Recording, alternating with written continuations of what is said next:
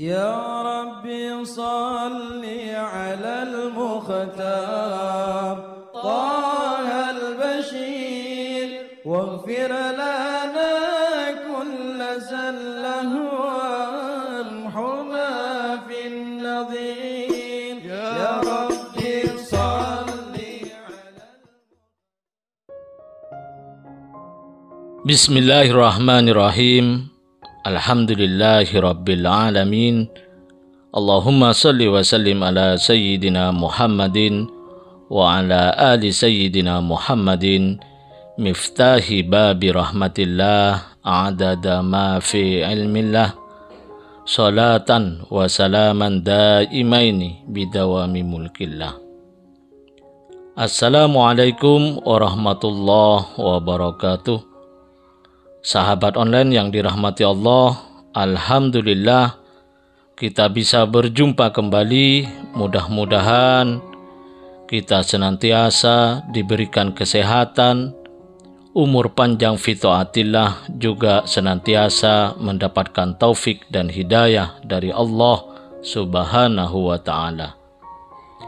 Pada pertemuan kita kali ini, mari kita ngaji bareng Habibana Novel bin Muhammad Al-Idrus, yaitu tentang pentingnya berkah dan bagaimana seharusnya cara pandang kita dalam hidup. Alhamdulillah, Allah Ta'ala beri kita anugerah sangat banyak, yang kita nggak mungkin bisa menghitungnya, dan bahkan mayoritas anugerah Allah itu kita nggak ngerti dan nggak kita sadari, meskipun itu ada dalam diri kita. Semoga Allah catat kita termasuk hambanya yang pandai bersyukur, amin. Meskipun kita sering kufur nikmat, mudah-mudahan diampuni, dimaafkan, dan dimasukkan dalam kelompok hamba-hamba yang pandai bersyukur. Salah satu nikmat adalah duduknya kita bersama di majelis ini, insya Allah istiqomah anak keturunan ila yaumil qiyamah, amin. Pada kesempatan kali ini saya nggak akan bicara banyak, nanti dilanjut Habib Muhammad bin Husain insya Allah. Dan saya yakin, seyakin-yakinnya berkah itu ada.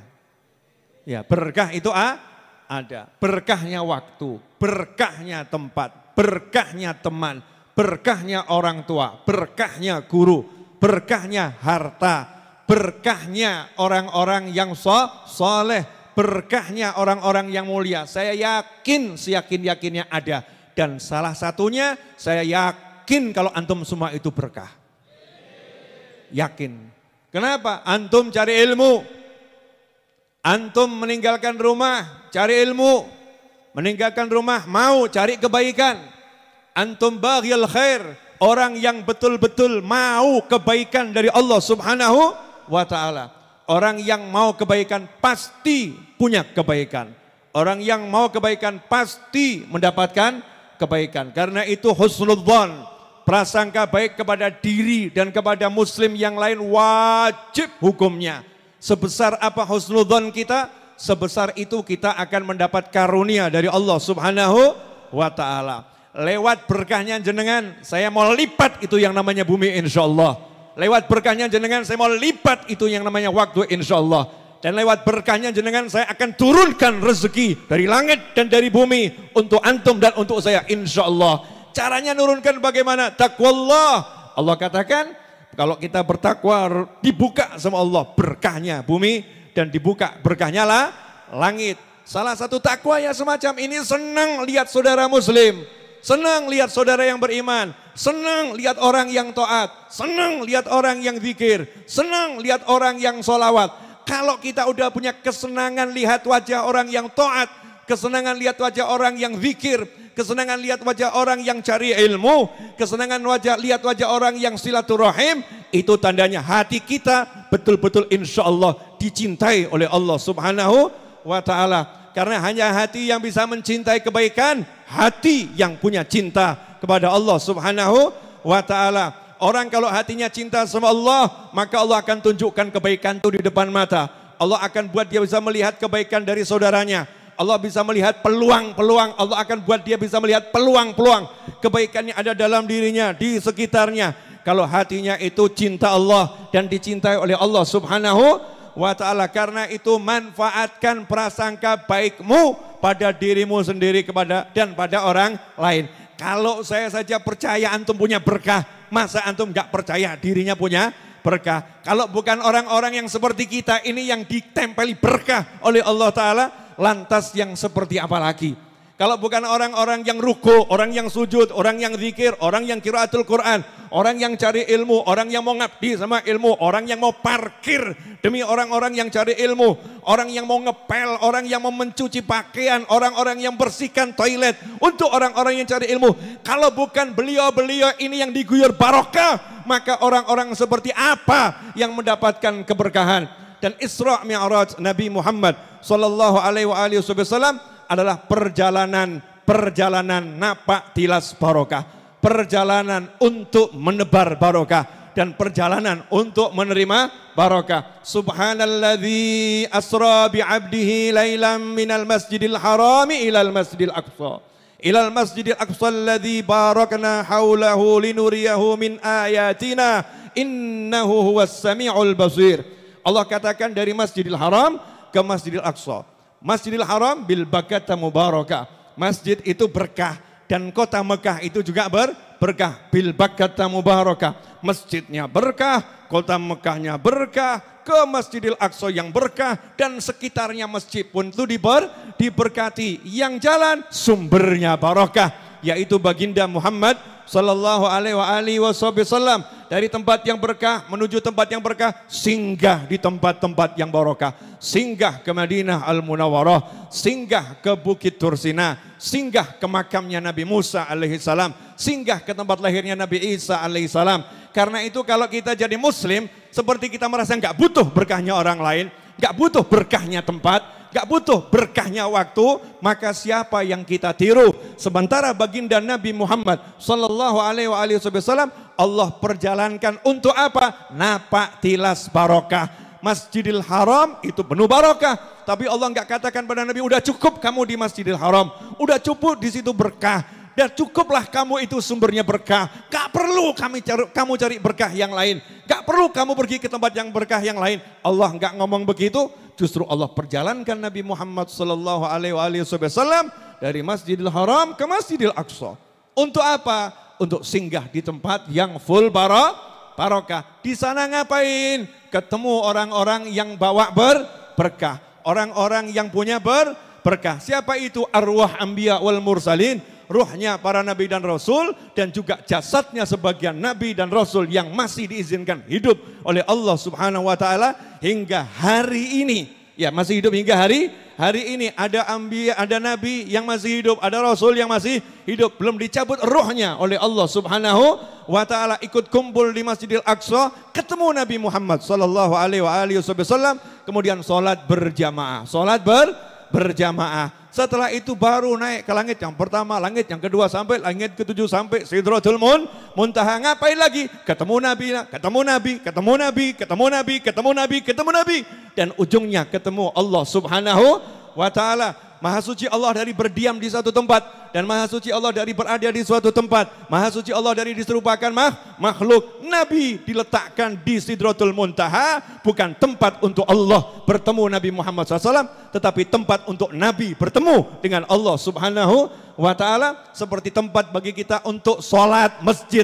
Kita katakan mau ketemu Allah di masjid. Ngapain ke Baitullah Mekah Al-Mukarramah? Mau ketemu Allah di Mekah Al-Mukarramah. Cari tempat yang mulia untuk ketemu Allah. Maka Allah letakkan Nabi SAW di tempat yang paling mulia, yaitu di Sidratul Muntaha, ujungnya jagat raya, untuk bertemu dengan Allah sebagai simbol diletakkan di ketinggian yang paling tinggi, di kedekatan yang paling dekat, qaba qausain au adna, yang paling dekat dengan jarak yang tidak pernah bisa dihitung oleh alat ukur apapun. Itulah kedekatan Nabi Muhammad sallallahu alaihi wasallam dengan Allah Subhanahu wa taala. Berkah, tempat berkah, manusia berkah, waktu berkah, sehingga waktu perjalanan Nabi Muhammad SAW yang panjangnya luar biasa, diceritakan gak ada habisnya, dibuktikan oleh ahli sejarah. Di Mekah saat itu ada kafilah yang melakukan perjalanan mau pulang ketemu Nabi Muhammad sallallahu alaihi wasallam. Artinya Nabi betul-betul jalan darat, Nabi betul-betul ketemu dengan mereka semua. Tetapi anehnya waktu yang digunakan oleh Nabi Muhammad SAW adalah tempat duduknya ketika ditinggal, kemudian beliau kembali, tempat duduknya masih hangat. Dulu belum ada jam, belum ada menit, belum ada detik, nggak ada waktu yang menghitung seperti kita sekarang. Maka orang dulu mengatakan selama seseorang menyembelih kambing, selama seseorang menyembelih unta, bahkan di sini dikatakan tempat duduknya masih hangat. Artinya apa? Sangat cepat Nabi SAW kembali setelah melakukan perjalanan yang luar biasa. Itu namanya barakatul waqt, waktunya berkah. Ini mukadimah dari saya. Ambekan sih. Iya, ambekan sih ya. Ini tadi banyak tahlil. Tahlilnya kakeknya Hibi. Ya. Tahlilnya orang tua saya, ayahanda saya, tahlilnya mertua saya, ya tahlilnya guru-guru saya, tahlilnya sahabat-sahabat kita yang dulu pernah ngaji di Majelis Ar-Raudhah ya. Dan kita tahlilkan orang-orang tuanya orang-orang yang berbuat baik pada majelis ini. Meskipun enggak kita sebutkan namanya itu, orang-orang yang sedekah untuk majelis ini, orang-orang tuanya kita sebutkan semua. Kita tahlilkan, kita kirimkan. Itulah manfaatnya punya teman yang soleh. Habib nyampe, enggak ngurus nyampe atau enggak nyampe. Saya bukan urusan saya sampai atau enggak sampai, urusan saya fi'lul khair, berbuat baik. Ucapkan salam pada yang kamu kenal maupun enggak kamu kenal. Muslim kenal enggak kenal, ucapkan salam. Muslim kenal enggak kenal, doakan. Hidup atau mati, doakan.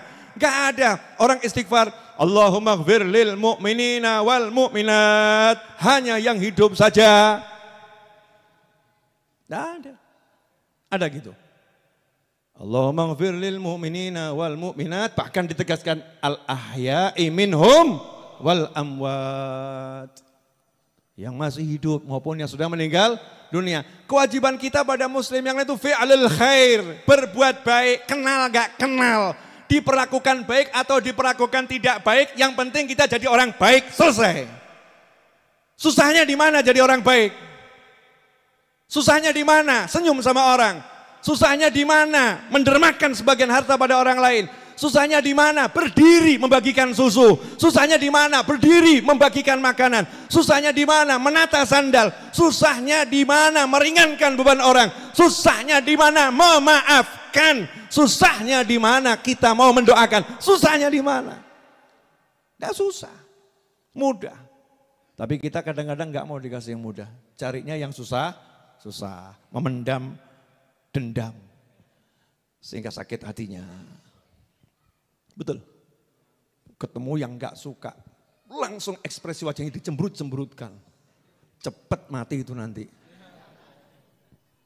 Ya stres soalnya, ketemunya banyak enggak suka, cemberut-cemberut lama-lama mengkeret itu wajahnya.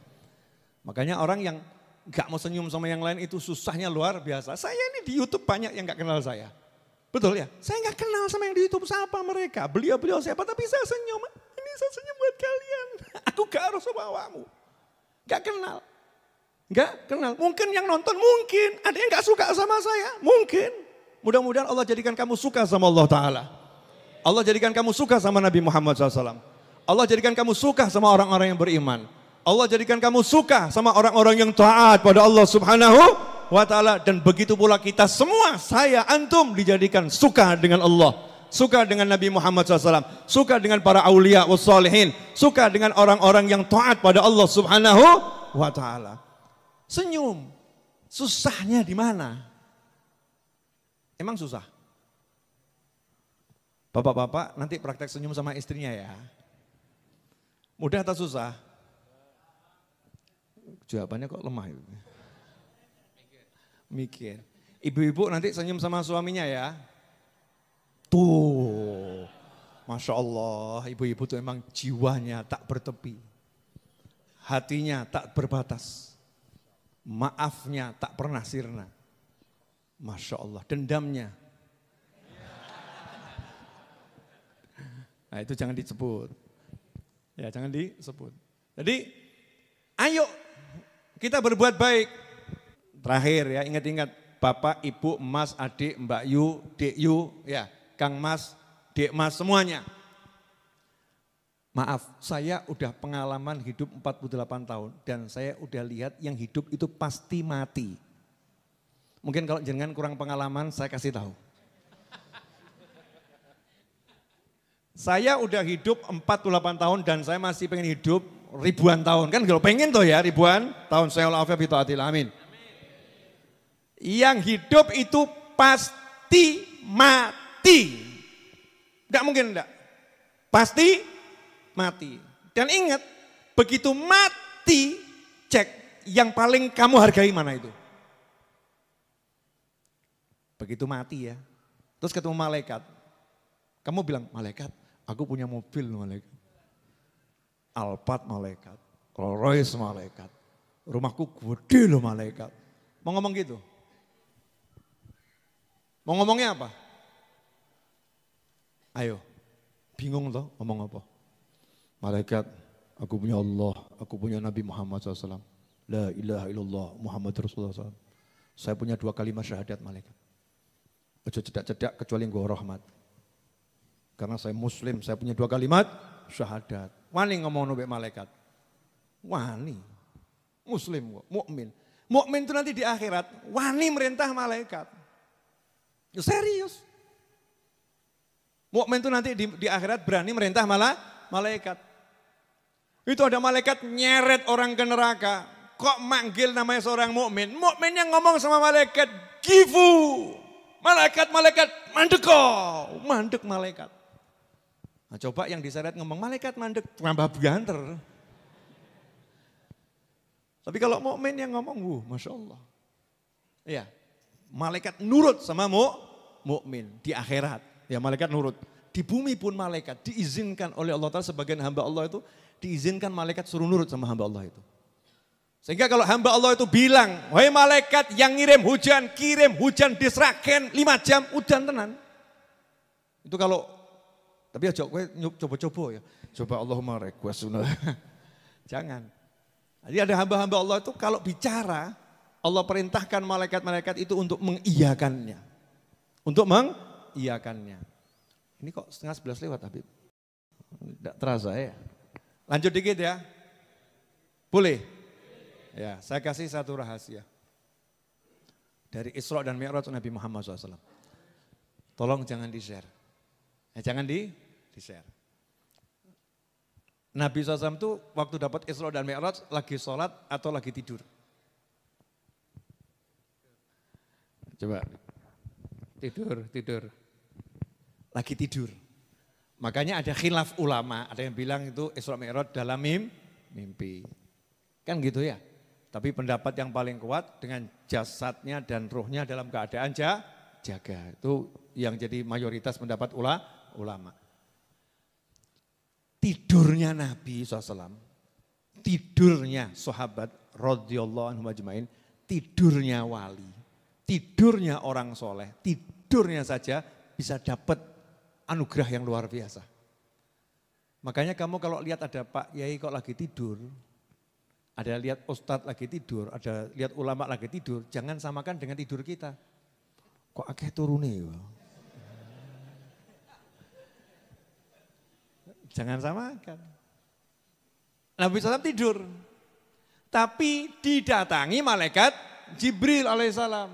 Artinya apa? Anugerah itu diberikan ketika kondisinya tidur. Kondisinya tidur. Makanya kadang-kadang ketika kita tidur, kita bisa dapat anugerah yang luar biasa. Ketika kita bangun dan ibadah, bisa dapat anugerah yang luar biasa. Ulama menjelaskan tentang hikmah daripada peristiwa Isra dan Mi'raj diawali dengan tidur kemudian dibangunkan. Tidur kemudian dibangunkan oleh malaikat. Bisa jadi orang yang biasa-biasa saja itu, ya biasa-biasa saja mungkin tidur di pinggir jalan, ya orang biasa saja ya. Mungkin orang itu lagi bukan di pengajian, ya tiba-tiba dibangunkan sama malaikat, tangi, kamu lagi diangkat jadi wali. Ya kamu diangkat jadi wali. Nah terus buat kita ngapain? Buat kita jangan putus asa untuk mendapat anugerah. Kadang-kadang kita ini kan jadi pesimis. Kalau pas pengajian, wah siap jadi wali. Pengajian siap jadi wali. Giliran nemenin istri, duduk sama istri, kita merasa menok ngene ketok angel jadi wali. Kelihatannya susah jadi wali. Siapa tahu kita ini diangkat jadi wali gara-gara sibuk nemenin istri. Cuman istri jangan jadikan ini dalil ya. Dengarkan tuh ucapan Habib Novel, potong, share. Bukan gitu. Paham? Jadi kadang-kadang gitu, kita terhambat dari satu kebaikan, ya dari satu kebaikan terhambat. Terus kita nyesel gitu, kita nyesel, wah saya kok nggak bisa hadir. Saat itu kita lagi nunggu orang sakit, jangan marah. Gara-gara ngenten ya gara satu pengajian Habib Muhammad, jangan begitu. Mungkin anugerah itu datang saat kita nunggu orang sakit. Gara-gara nganter anak ke sekolah, kehilangan pengajian subuh ini. Gara-gara anak ini loh, anaknya dimaki. Siapa tahu dalam perjalanan ke sekolah, Allah angkat kamu jadi wali Allah. Nggak ngerti. Nggak ngerti. Jadi enak atau nggak enak ini? Enak ya. Semua keadaan itu bisa menjadi sebab kita diangkat jadi walinya Allah Subhanahu wa ta'ala. Goro-goro jogo parkir lho, aku ora tau iso ngrungokke pengajian. Wis apa ngerti pembagian wali sing entuk sing parkir. Enggak ngerti bener. Iya, karena yang parkir itu tawadhu orangnya, rendah hati orangnya, terus husnudzonnya luar biasa. Masya Allah yang ngaji itu orangnya baik-baik ya. Orang kaya aku. Dia introspeksi. Yang model begini, naiknya tinggi. Sementara kita mungkin yang ngaji, markir atau ngaji. Segenah neng kene ora tau mlebur atau ngrungokke. Ditinggal ya ora ilang motore. Batin begitu. Suudzon sama muslim yang lain, merendahkan muslim yang lain. Itu ngeri saudara-saudara. Pokoknya pesan saya ya untuk hidup kita selanjutnya mudah-mudahan panjang umur. Nah, ini satu yang mau saya sampaikan sebagai penutup Habib Muhammad. Jangan menyesali masa lampau. Jangan menyesali masa lampau. Modelnya apapun tuh, jangan. Karena diam menyesali masa lampau itu adalah suatu perbuatan yang merugikan saat ini. Masa depan itu adalah masa ini. Jadi masa depan itu ya saat ini. Kamu jangan bilang masa depanku nanti itu mikir masa depan termasuk menghabiskan waktu saat ini. Mikir masa lampau menghabiskan waktu masa kini. Nah terus enaknya ngapa? Nikmati saat ini, selesai. Nanti masa depanmu bagaimana? Orang ngurus. Orang tentu tekan kok. Diurus. Yang keurus adalah saat ini saya suruh sholat. Saat ini saya suruh cium tangan orang tua, cium tangan orang tua. Saat ini saya suruh cari nafkah, ya cari nafkah. Saat ini saya suruh berbuat baik. Semua kebaikan yang kita lakukan saat ini itu jadi nilai baik di masa depan. Jadi kalau kita fokus baik saat ini, otomatis masa depan itu jadi baik semuanya. Udah ya, itu rahasia, tolong jangan di-share. Nanti direnungkan saja dan Alhamdulillah kita telah menyimak penjelasan dari beliau. Semoga ilmu yang kita peroleh ini dari Habibana Novel bin Muhammad Al-Idrus menjadi ilmu yang bermanfaat bagi kita, keluarga, dan anak cucu kita. Habibana Novel bin Muhammad Al-Idrus menjelaskan bahwa berkah itu ada dan sangat penting dalam hidup.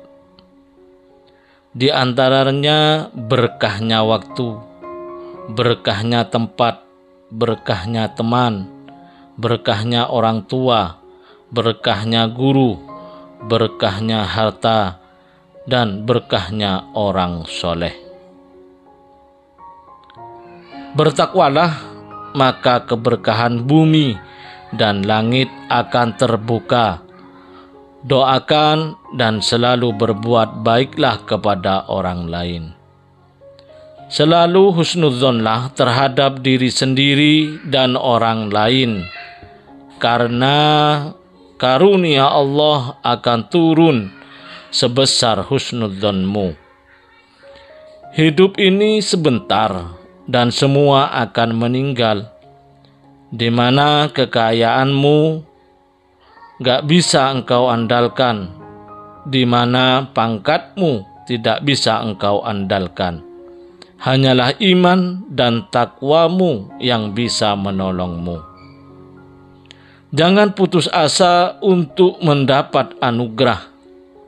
Terkadang kita terhambat dari satu kebaikan karena sedang melakukan satu hal lain yang kita anggap sepele sehingga kita terus menyesal. Misal, sibuk membantu orang lain hingga tidak bisa ikut pengajian, tidak bisa ikut majelis karena ada tugas mengantar anak sekolah. Jangan itu menjadikanmu putus asa. Semua keadaan itu bisa menyebabkan kita menjadi hamba yang dicintai Allah Ta'ala. Husnudzon dan optimislah setiap saat. Jangan menyesali masa lampau, bagaimanapun dirimu di masa lalu. Karena itu akan merugikan dirimu saat ini. Masa depan adalah masa ini, bukan masa yang akan datang. Masa depan adalah masa yang dijalani saat ini. Nikmati masa ini, jangan berpikir masa lalu. Dan jangan memikirkan masa yang akan datang. Karena masa yang akan datang belum tentu kita bisa menikmatinya. Fokus berbuat baik di masa ini, otomatis masa depanmu akan baik semua. Semoga kita bisa memahami dan senantiasa mengamalkan dari apa yang telah beliau sampaikan. Dan semoga hidup kita berkah, dipenuhi ketenangan dan kebahagiaan. Amin ya rabbal alamin. Wallahu a'lam bishawab. Semoga barokah dan manfaat. Assalamualaikum warahmatullahi wabarakatuh.